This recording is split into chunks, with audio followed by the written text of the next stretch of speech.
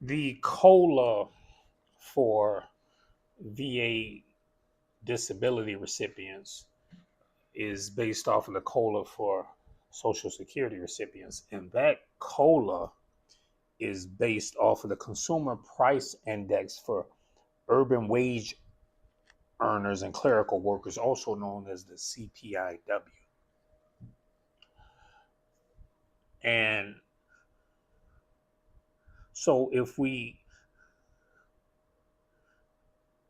look at the data from 2024 and 2025, we can see how we got to the increase that took effect this year, the 2.8% COLA increase. So, uh, delving right into it, uh, the COLA is determined by the third quarter of the year. So, July, August, and September's data uh, is determined by comparing the current year from the previous year. So, we're going to look at it. We're going to look at July, August, and September of 2024.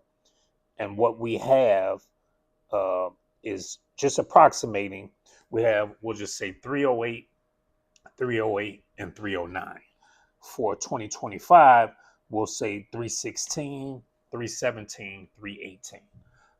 So just looking at those numbers, the numbers in July, August, September 2025 are higher than the numbers from 2024. So what we do is we take those numbers from 2024, the 308, 308, and 309, we add those numbers together, and then we divide by 3.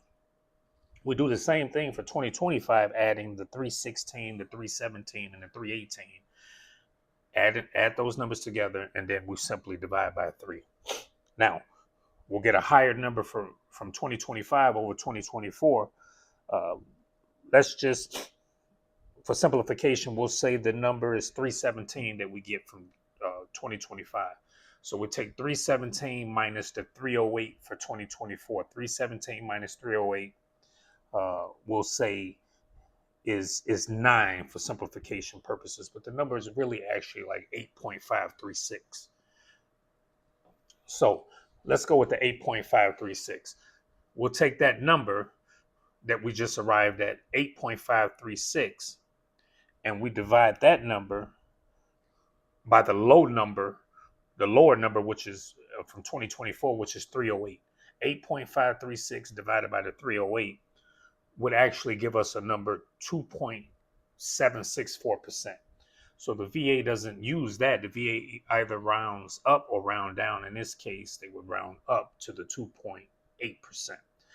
And that's the actual cost of living that we saw this year in 2026, but it's considered the 2025 COLA. So now, if we look at this year, data, looking at this article, there's only data for January this year. And that, if I'm approximating, is 317. That's a good approximation. The data for February and March is not out yet, although we're in April. So that data, I'm expecting that data to come in shortly or whenever it comes in. So if I simply looked at last year's numbers from about January to September, the numbers steadily increased month after month. We got from January 2024, we get 302, 304, 306, 307, 308, 308, 308, 308, 309, 309. I'm actually, excuse me, I looked at the wrong year. I meant to say 2025's data increased every month: 311, 312, 313, 314, 314, 315, 316, 317. And so you see every month there was an increase. If we get the same thing this year, now we're already at 317 in January. If we keep increasing, then we're going to be looking good for an increase.